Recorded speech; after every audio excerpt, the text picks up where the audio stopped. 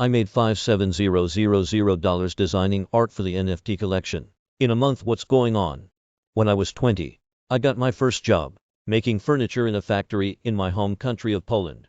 The job was mind-numbingly boring. I love to draw in my spare time, so I started to draw some t-shirt designs for bands. I found some local heavy metal bands and some in the UK and United States and offered them my designs for free. I just liked their music. A few bands liked the stuff so much they decided to pay me, even if I didn't want any payment. I got fired from the furniture job, which was a blessing. I could now freelance for metal bands full-time. For 5 years I worked alone, designing t-shirts for the likes of Joey Ramone, Slayer, and Sabaton. But it got very busy, so I set up my own company, called Music Art, and hired an assistant in July 2017.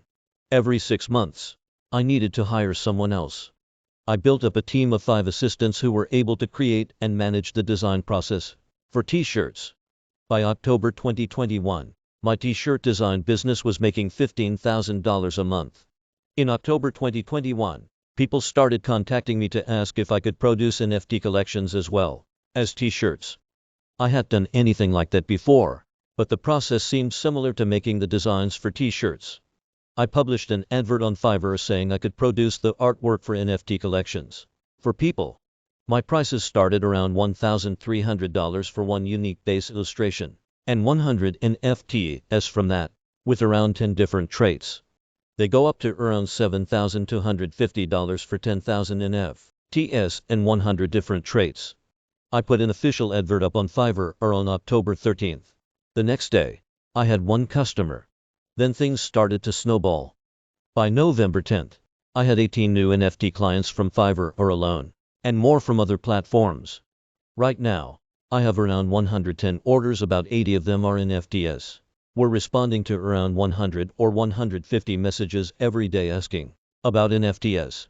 In the beginning, I did everything by myself, but just like the t-shirts, I needed to hire assistants to design the attributes for the characters. I also can't do 3D design, so I hired some designers to handle that. I have a few assistants who chat with potential customers in my inbox so I can focus more on the artwork I'm creating, and I have a manager who keeps track of deadlines.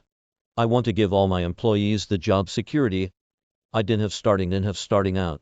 They're all on contracts, so they feel safer. When customers approach me to ask about designing their NFT collections art, I ask a few questions, like what kind of style they want and what they expect. I charge $300 for creating a base character with a few traits. This way the customer can see if the character design works for them and I am still paid for my work. 98% of the time, people are happy. Then we move on to the full collection. The customer writes down every trait they need in a list. My assistants work on the traits and every attribute unless it's very difficult to draw. Then I do it.